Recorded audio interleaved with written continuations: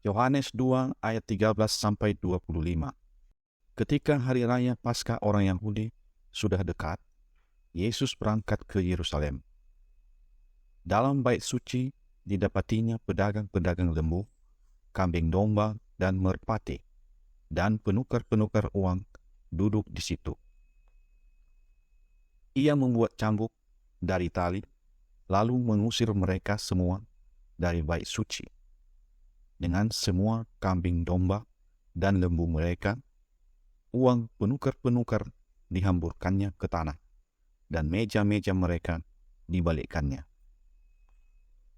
Kepada pedagang-pedagang merpati ia berkata, "Ambil semuanya ini dari sini. Jangan kamu membuat rumah Bapakku menjadi tempat berjualan." Maka teringatlah murid-muridnya bahwa ada tertulis, "Cinta untuk rumahmu menghanguskan aku."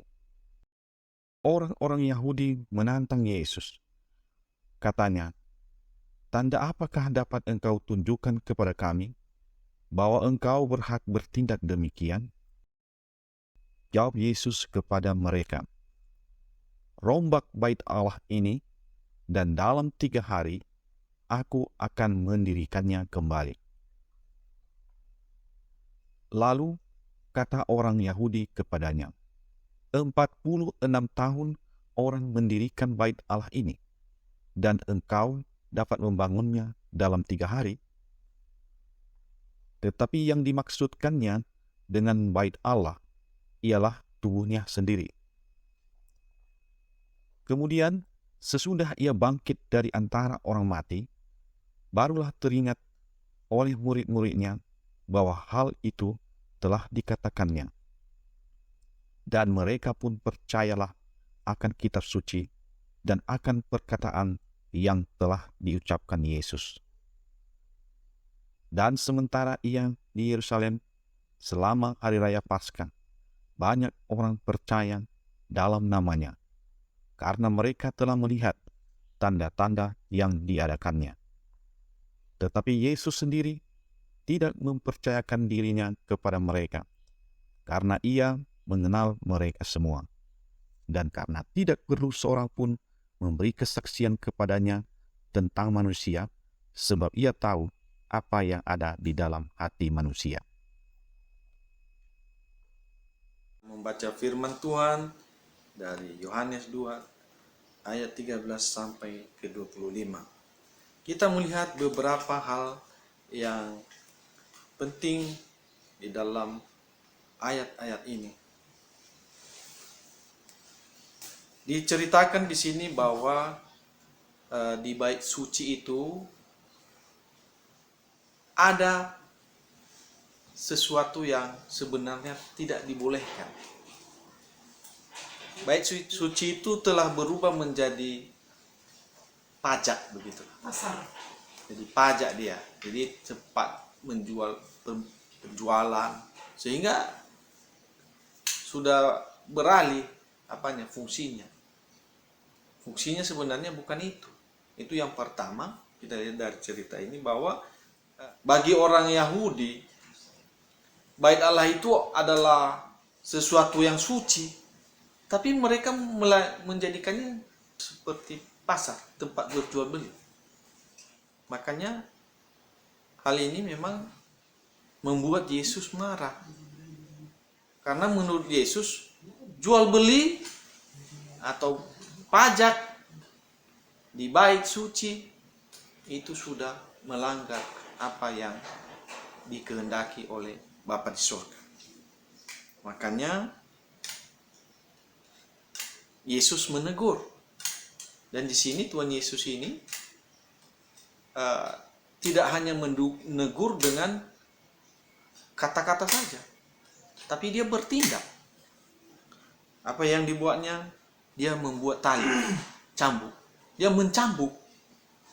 Berarti dia sudah betul-betul marah. Jadi Yesus tidak menginginkan terjadi transaksi jual beli di dalam rumah Tuhan. Ini satu hal. Kemudian kita lihat ada pernyataan daripada orang-orang Yahudi tempat itu bahwa bait Allah itu didirikan 46 tahun lamanya. Berarti dia seumur-umur orang sampai tua itu, dari bayi sampai 46 tahun.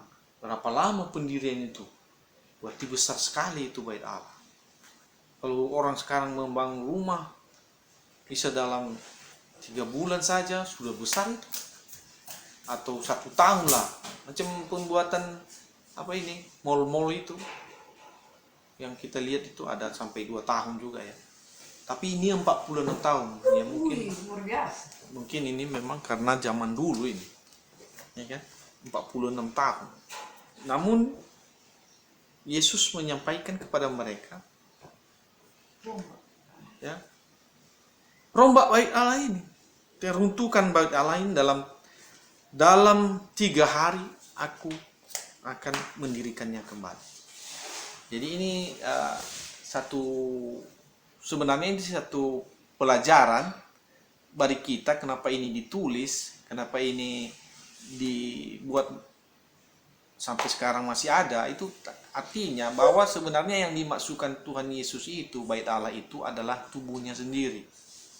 Jadi artinya ya dimaksudkannya bait Allah tubuhnya sendiri. Di ayat 21 dikatakan yang dimaksudkannya dengan bait Allah ialah tubuhnya sendiri. Dia bisa mati dan bangkit kembali pada hari ketiga. Jadi hanya 3 hari dia bisa bangun lagi. Dia bait Allah itu. Jadi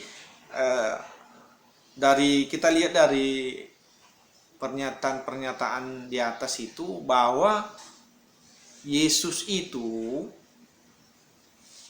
memberikan satu pengertian bahwa bait Allah itu tidak boleh dikotori oleh transaksi-transaksi duniawi,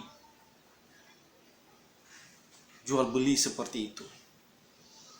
Kita tidak tahu sekarang ini bagaimana. Ada juga transaksi juga terjadi. Karena menurut Tuhan Yesus, bait Allah itu adalah rumah untuk berdoa, bukan untuk membuat transaksi jual beli. Jadi bait Allah itu sebenarnya hal yang tidak boleh dicampurkan dengan hal-hal yang bukan untuk Tuhan. Kalau transaksi itu kan jual beli, menjual barang-barang, menjual apa saja, itu kan untuk mencari keuntungan secara duniawi. Tapi menurut Yesus, bahwa bait Allah itu adalah tempat untuk berdoa. Itu adalah rumah doa. Makanya Yesus mengatakan bahwa itu tidak boleh, sehingga dia marah.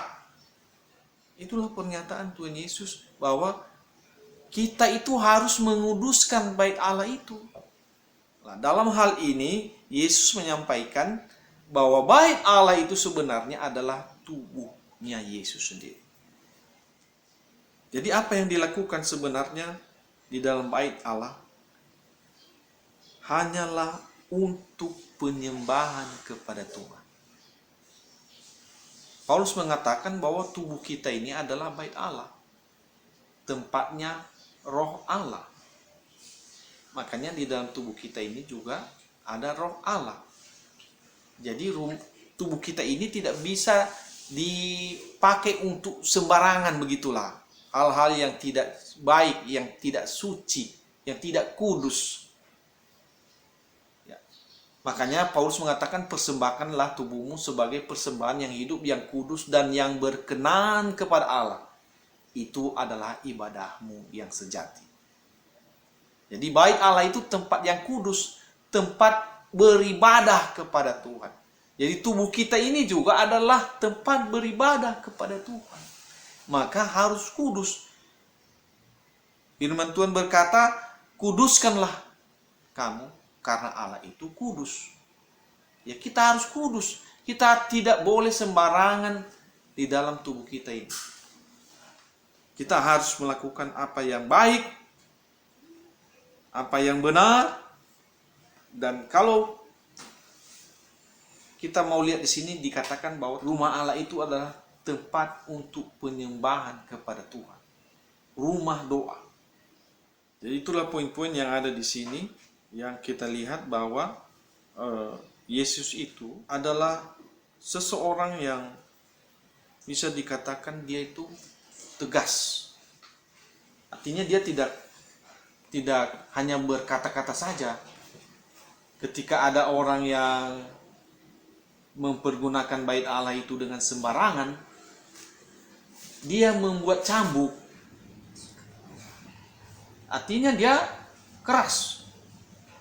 Artinya kalau ada orang yang mengotori bait Allah itu, dia akan tegas. Dia akan melakukan satu tindakan yang keras, bukan hanya dengan perkataan tetapi dengan cambuk. Dia memukul, dia memutarbalikkan itu meja-meja itu. Nah, kalau kita bawa dalam hidup kita sekarang ini, karena di dalam firman Tuhan dikatakan bahwa tubuh kita ini adalah bait Allah, tubuhmu adalah bait Allah, maka hal yang demikian juga berlaku. Artinya kita tidak harus sembarangan, tidak bisa sembarangan. Kita harus memelihara tubuh kita ini. Kita harus menjaganya sehat. Jangan kita melakukan hal-hal yang tidak benar. Kita harus kudus di hadapan Tuhan. Sehingga tubuh kita ini layak disebut sebagai rumah doa.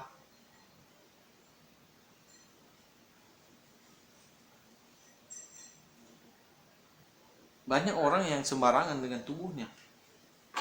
Dia memasukkan semua hal-hal yang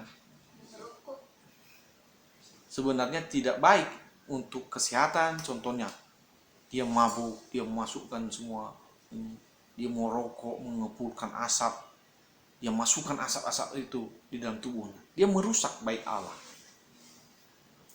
Itu tidak bagus. Sementara yang dibuat orang ini sebenarnya hanya jual belinya.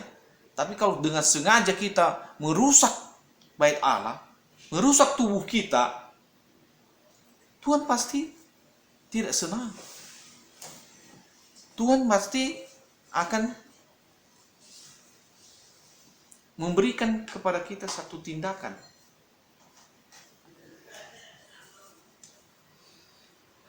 Dia akan mengamuk. Jadi kita harus pelihara tubuh kita ini untuk apa? Untuk menjadi bait Allah. Untuk dimana Tuhan bisa berada, sehingga ketika Roh Kudus ada di dalam kita, kita bisa menjadi saksinya di mana kita berada. Kalau kita sehat, kita bisa menjadi saksi bahwa tubuh kita ini baik. Jadi banyak orang ya sembarangan dengan tubuhnya. Dia minum mabuk-mabuk, dia mau rokok sampai habis-habisan. Dia sengaja merusak. Maka itu kemungkinan besar bahwa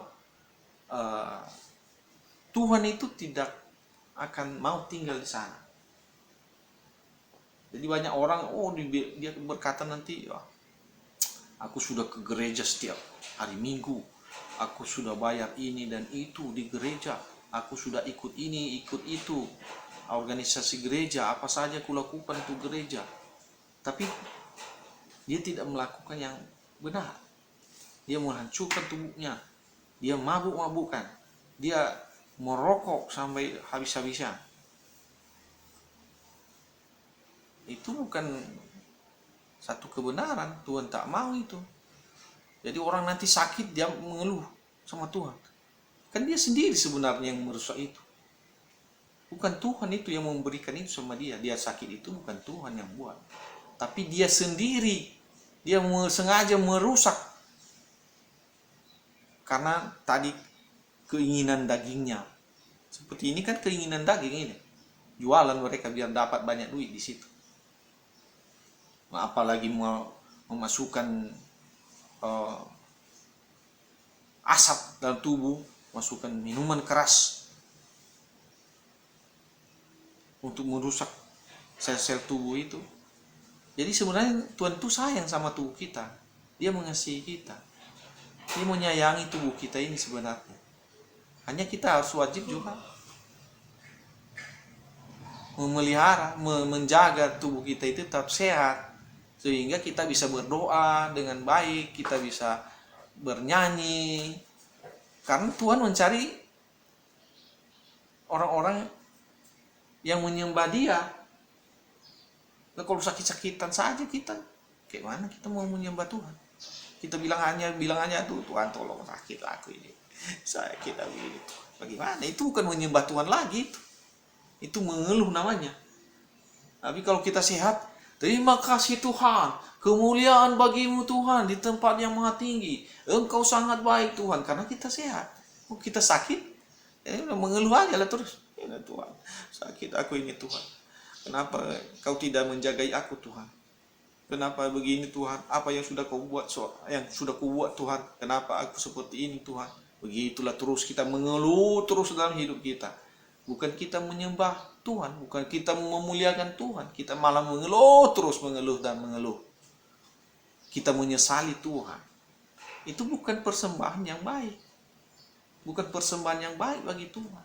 Makanya Tuhan di firman Tuhan kata, persembahkanlah tubuhmu sebagai persembahan yang hidup, yang kudus, dan yang berkenan kepada Allah. Itulah ibadah. Jadi tubuh ini perlu dirawat. Kalau ada yang membuat tubuh kita ini rusak, kita harus melawan tuh. Kita harus usir itu.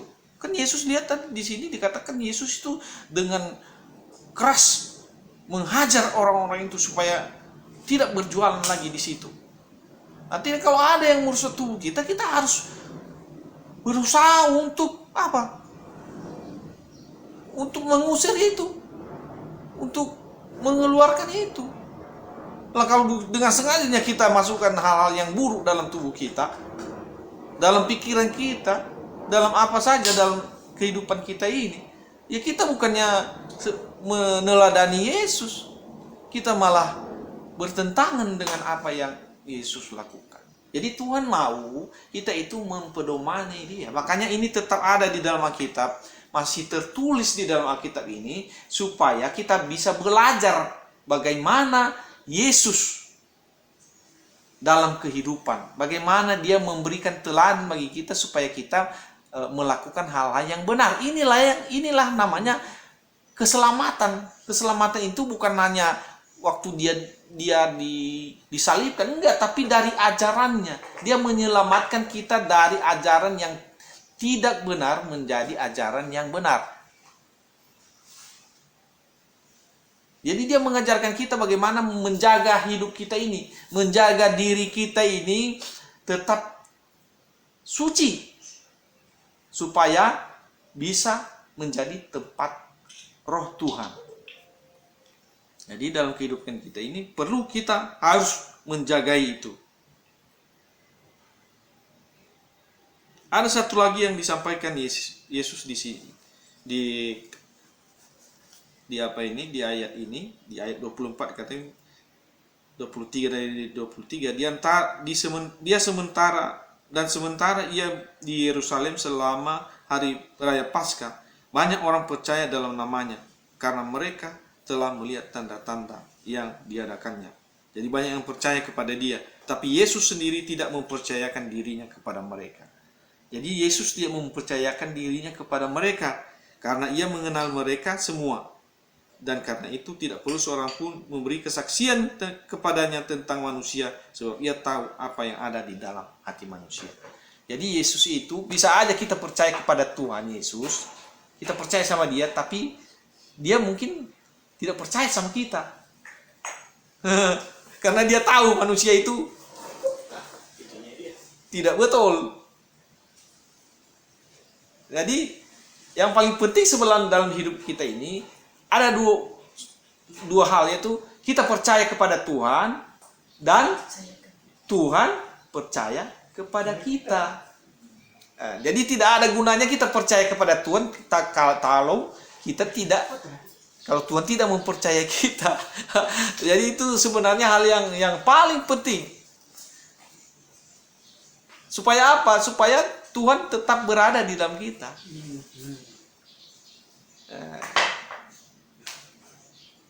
Jadi ini hal yang sangat penting. Jadi dikatakan sih, Yesus itu mengetahui apa yang ada dalam hati manusia. Banyak orang percaya kepada Tuhan dan pura-pura itu menjadi orang yang beragama, pura-pura dia orang yang bertuhan, dia bergereja, dia berdoa-doa, tapi Tuhan tahu isi hatinya. Tahu apa yang ada di dalam hati setiap orang itu Tuhan Yesus tahu. Jadi kita tidak bisa hanya berpura-pura dalam mengikut Yesus. Tidak bisa, kita harus sungguh-sungguh, benar-benar mempercayakan hidup kita kepada Dia, dan juga kita harus taat kepadanya.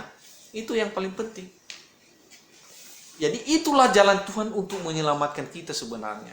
Bukan hanya waktu Dia di atas kayu salib. Itu hanya korban keselamatan. Artinya ketika itu kita lakukan, jadi dosa-dosa yang lama itu terhapuskan karena ada pembayarannya, pelunasannya, yaitu di kayu salib itu. Tapi supaya kita tetap selamat, kita harus berada di dalam apa yang dikehendaki Tuhan, melakukan kehendak Allah.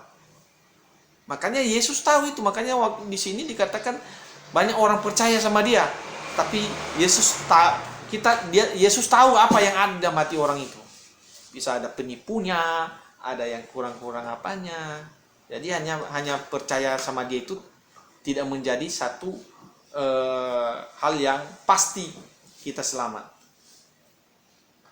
Nah, kalau kita percaya kepada Tuhan dan Tuhan percaya juga kepada kita, maka itu satu ikatan yang pasti bahwa kita ini adalah anak-anak Tuhan yang akan menerima bagian kita dalam kerajaan Allah. Terima kasih. Tuhan Yesus memberkati. Amin. Rumah doamu agar semua suku bangsa datang menyembah